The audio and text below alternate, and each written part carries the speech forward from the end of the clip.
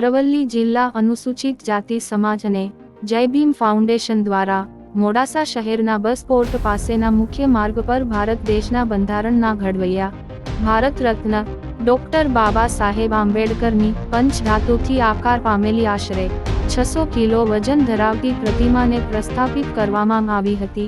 આ પ્રસંગે સમાજના આગેવાનો ઉપસ્થિત રહ્યા હતા।